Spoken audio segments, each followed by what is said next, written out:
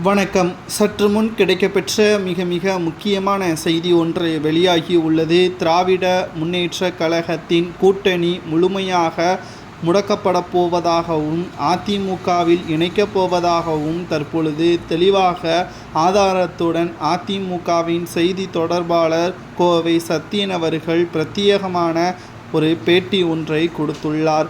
இதன் மூலம் திமுகவின் மிக முக்கியமான கூட்டணி கட்சியான விடுதலை சிறுத்தைகள், சிபிஎம் போன்ற கட்சிகளுக்கு திமுக கடும் நெருக்கடிகளை கொடுத்து வருவதாகவும், இன்னும் தேர்தலுக்கு 13 மாதங்கள் இருக்கக்கூடிய நிலையில் கடைசி நேரத்தில் திமுகவினர்களுக்கு மிகப்பெரிய ஒரு அதிர்ச்சியை கொடுக்கும் வகையில் அதிமுகவின் மெகா கூட்டணி அமையும் திமுகவினர்கள் நினைத்து கொண்டிருக்கிறார்கள். 200 தொகுதிகளுக்கு மேலாக திமுக வெற்றியடையும் என்று நினைத்து கொண்டிருக்கிறார்கள்.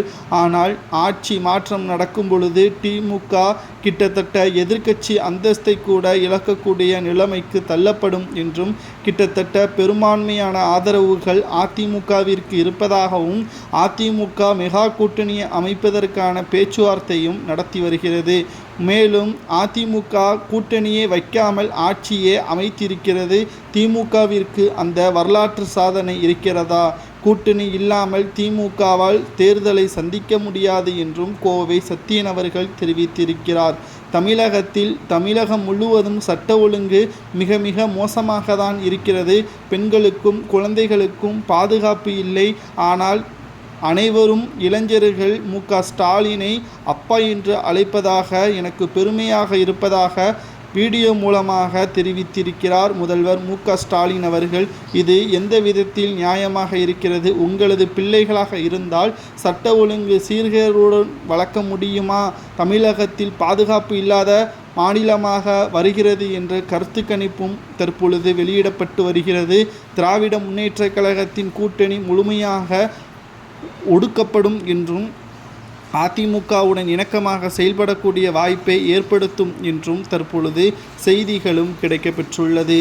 திராவிட முன்னேற்றக் கழகத்திற்கு பேரிடியாக அதிமுகவுடன் விடுதலை சிறுத்தைகளும், சிபிஎம்மும் மற்றும் காங்கிரசும் கூட கூட்டணி வைக்கலாம் என்றும், அதற்கான பேச்சுவார்த்தைகள் அதிமுகவின் பொதுச் செயலாளர் எடப்பாடி பழனிசாமி அவர்கள் நடத்தி வருகிறார் என்றும் தற்பொழுது கோவை சத்தியன் அவர்கள் வெளியிட்டிருக்கிறார். இதனால் திமுகவின் கூட்டணி முழுமையாக ஒட்டுமொத்தமாக உடைக்கப்படும் என்றும், இதனால் திமுக ஆட்சி இழக்கக்கூடிய சூழல் ஏற்படும் என்றும் தற்பொழுது செய்திகள் கிடைக்கப்பெற்றுள்ளது.